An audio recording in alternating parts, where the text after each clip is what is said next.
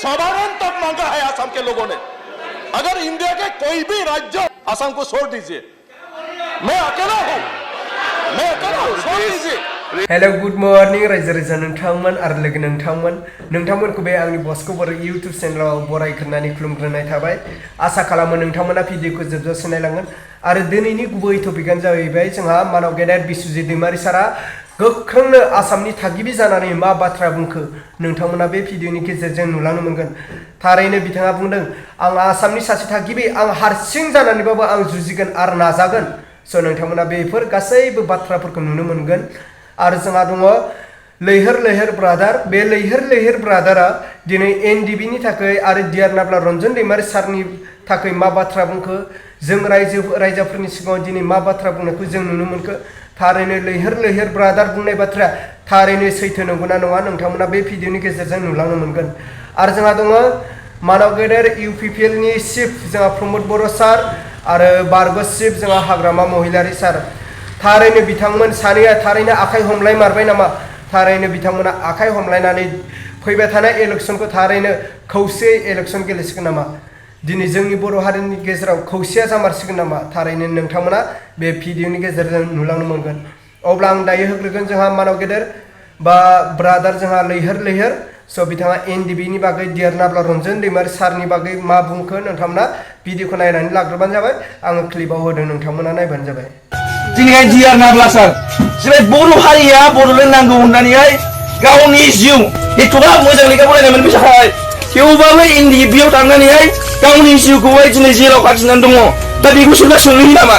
रावबो सोंहैया, जों दुखु मोनो। हेलो रायजो राजा नोंथांमोन आरो लोगो नोंथांमोनाथ' नुखाबाय जोंहा लैहोर लैहोर ब्रादारा मा बुंखो।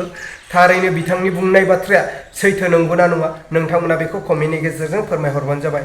नोंथांमोननि कमेन्ट लिरनायजोंनो दिनै बयबो रायजो राजाफ्रा नोंथांमोननि कमेन्टखौ फरायनानै बिसोरबो निस्सय नोंथांमोननि कमेन्टखौ बुजिनानै थारैनो सोर गोरोन्थि मावदों सोर सैथो मावदों बेखौ बुजिनो हानाय बायदि नोंथांमोना सानै हयै मोजां कमेन्ट लिरनानै हरबानो जाबाय। आरो जोंहा दङ दिनै बिसुजित दैमारी सारा मा बाथ्रा बुंखो। थारैनो आसामनि आं थागिबि आरो आं हारसिंनो जुजिगोन, गोनांथि जायोब्ला आं नाजागोन होननानै बे बाथ्राखौ जोंहा बिसुजित दैमारी सारा बुंदों। अब्ला नोंथांमोना नायबानो जाबाय जोंहा मानाव गेदेर बिसुजित दैमारी सारा मा बाथ्रा बुंखो। अब्ला आङो स्क्रिनाव होदों, नोंथांमोना नायलांबानो जाबाय। इसलिए साधारण तक मांगा है असम के लोगों ने। अगर इंडिया के कोई भी राज्य टॉलरेट नहीं करता है इस विषय को तो छोड़ दीजिए नॉर्थ को, असम को छोड़ दीजिए। मैं अकेला हूँ, छोड़ दीजिए। क्या हमारे यहाँ पर बोलने का कोई मौका नहीं है? अपना बात रखने का हमारा कोई मौका नहीं है। अब्ला मानगोनां रायजो राजा नोंथांमोन आरो लोगो नोंथांमोनाथ' नुखाबाय जोंहा लैहोर लैहोर ब्रादार आरो बिसुजित दैमारी सारनि बिबुंथिखौ। थारैनो नोंथांमोना मा बुजिखो आरो आङो होगासिनो जोंहा हाग्रामा महिलारी सार आरो प्रमोद बर' सार। स' बिथांमोन सानैया थारैनो इलेक्सनखौ बा पलिटिकेलखौ जमा जामारसिगोन नामा? थारैनो फैबाय थानाय इलेक्सनाव बिथांमोना जमा इलेक्सन गेलेमारसिगोन नामा? आरो दिनै बिथांमोननि आखाइ हमलायनायखौ जों नुनो मोनदों। थारैनो बे आखाइ हमलायनायाव मानि थाखाय आखाइ हमलायखो नोंथांमोना बे भिडिअनि गेजेरजों गासैखौबो डिटेल्स मिन्थिगोन। स' नोंथांमोना नायलांबानो जाबाय। प्रमोद बर' सार आरो हाग्रामा महिलारी सार बिथांमोननि आखाइ हमलायनायखौ नोंथांमोना नायबानो जाबाय। आरो बेवहाय मा टपिक लाबोगासिनो नोंथांमोना बे भिडिअनि गेजेरजों नुलांनो मोनगोन। अब्ला नोंथांमोना नायबानो जाबाय। स' बिसोर सानैनि आखाइ हमलायनायखौ स्क्रिनाव होबाय आं। अब्ला रायजो राजा नोंथांमोन हाग्रामा प्रमोद बिसोरनि आखाइ हमलायनाया बै समाव जेब्लानाखि बिटिआर गोरोबथा जादोंमोन अब्ला बे समावनो बिथांमोना आखाइ हमलायदोंमोन। थारैनो बिथांमोना इलेक्सनखौ जमा गेलेनो हामारनाय नंला नामा जोंनि बर' हारिनि सोंथि जानानै दं। अब्ला मानगोनां रायजो राजा नोंथांमोन आरो लोगो नोंथांमोनाथ' गासैखौबो डिटेल्स मिन्थिखाबाय। जोंहा प्रमोद बर' सारनि आरो हाग्रामा महिलारी सारनि बिसोर सानैनि आखाइ हमलायनाय आरो थारैनो बिसोरनि आखाइ हमलायनाया मा समावमोन नोंथांमोना गासैखौबो डिटेल्स मिन्थिखाबाय।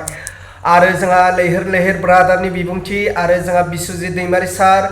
स' बिसोरनि गासैबो बाथ्राफोरखौ आरो बिसोरनि भिडिअखौ नोंथांमोना नुनानै मा बुजिखो नोंथांमोना कमेन्टनि गेजेरजों फोरमायहरबानो जाबाय। जे नोंथांमोननि कमेन्ट हरनायजोंनो बयबो रायजो राजाफ्रा बुजिनानै बबे सैथो बबे गोरोन्थि स' बिथांमोना बेखौ सायख'नो हानाय बायदि नोंथांमोना कमेन्टनि गेजेरजों फोरमायहरबानो जाबाय।